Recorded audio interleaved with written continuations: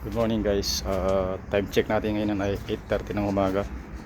Sunday tayo ngayon mga idol. Bale dito so itong apat na piraso rito ang banyo. Hindi ko na waterproof. Ha?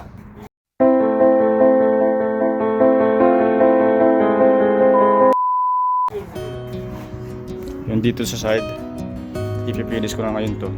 Lalagyan ko na ipalinis ko muna to kasi may buwa-buwa ng konti-konti. Lalagyan ng waterproof ulit.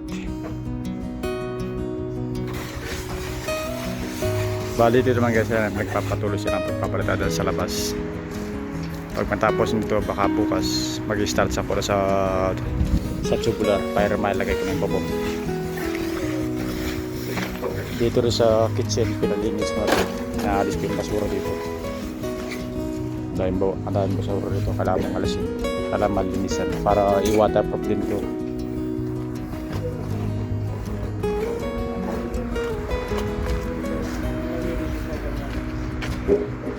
Pagkatapos ng kusina, dito ko naman na ipapalinis ito. Itong mga bato-bato na dito kailangan ko rin linisin ito dahil basura dito. Kasi once na magpalitan sila dito, matatakpan ng semento, magiging buo, mas mahirap linisin.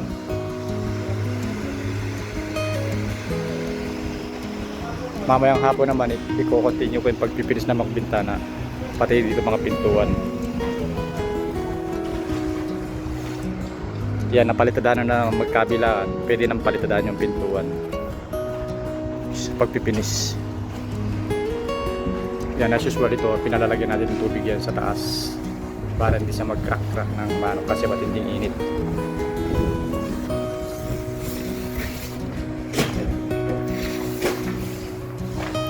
Yung mga nagpapalitan dito, bali pupunta sila dito sa kwarto rito pagpapatuloy ng mga balanse dito. Bali itong balanse dito ng kwarto, tatlo siya sa dalawa, pangatlo rito. Tapos lalabas siya rito sa labas. Once na mga waterproof ko yun, yung mga basurang ilalagay ko sa loob, yung mga semento na yan. Pero dudurugin ko, hindi ko siya bubuin ng baka may masirang at mga tubo na babasag.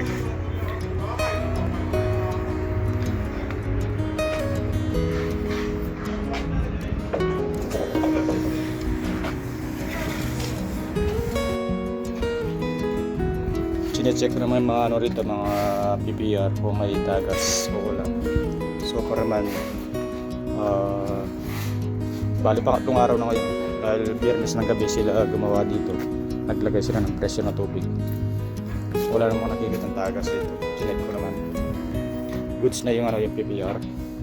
Ito lang inaantay ko yung pag actually guys, ako yung naglagay ng slope. Pero ito kasi ko sa mismo tubero kasi hindi pa siya busy pa siya kaya hindi siya makapunta rito. Once na siya, pag-check ko to, pag okay, start ako sa talagay mga buhangin dito guys. Kaya pinuhold ko mga to dahil ito yung slope nito papunta doon, ito mababa. Kaya ito, tataasan ko to, tataas to, yun tataas din yan. Kung tubig lang ito, mas maganda nasa slope yung mga tubo para smooth yung pagdaloy ng tubig. Hindi natin alam, baka yung mga magkabarahan dito, hindi na papasok yung tubig dyan. Kaya dapat nasa slope palagi. Ito mga to, chinek ko na kapag to, goods lahat yan, may slope lahat yan.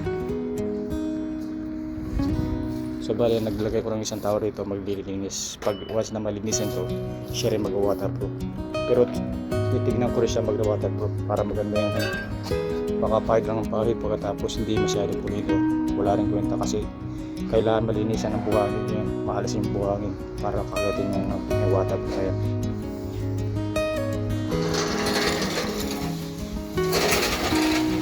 Ito guys yung gamit naming waterproof Ocean Tech paints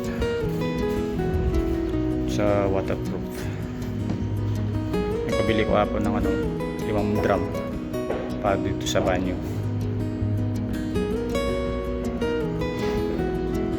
Yan, mabisang waterproof sa pambanyo to, pang flooring. Matikid siya.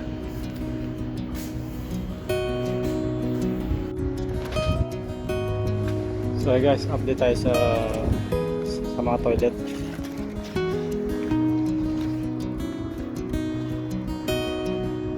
So bali mamaya kompleto na to, nalinisan na tong area to. Dito magsisimula ko rito. Papunta rito. Yan, lahat yan. Mamayang hapon ipapaano ko, alas 3.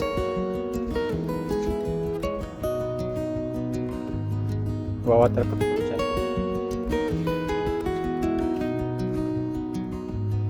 Pagkatapos waterproof, tapos lalagyan ko ng kalso dito sa baba para hindi siya bumaba. Ganon din dito. Yun, may konti pang dumi dito. Dito hindi sila pwedeng mag-waterproof kasi papayos ko dito. Lalagay ko sa yung pagka-slope niya, yung tubig. Yung 4 na banyo na to. Pero yung dulo okay na yun. Tsaka yung dito sa side. So dito naman sa palitada, tapos na silang lahat dito. Yan, tapos na lahat. Bali dito na sila mag-press na mamayang hapon. Time check natin pala ngayon ay 12:55.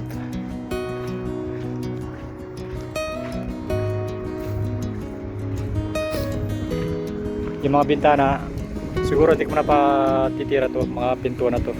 Ipapaayos ko muna yung mga dito, yung mga sable lavatory, yung paggawa ng tubig, yung mason dito ko muna ipesto. Titibagin to, tapos tataas mga to. Pagkatapos ng 4 na yun, dun pwede sa mag-umpisa sa mga bintana, at sa mga pintuan. Dito rin sa parte ng kitchen na malinis na rin. Yan, pag chinek nung magkano ng mga slip, kasi ito pataas siya, pataas dito, mababa, kaya dapat i-check muna itong pagka-slip ng tubo. Kasi tinas to, okay na yan, pwede na yan. I-check ko muna yung pagkatapos yung waterproof ko itong area to sa kitchen para hindi tumagas sa baba.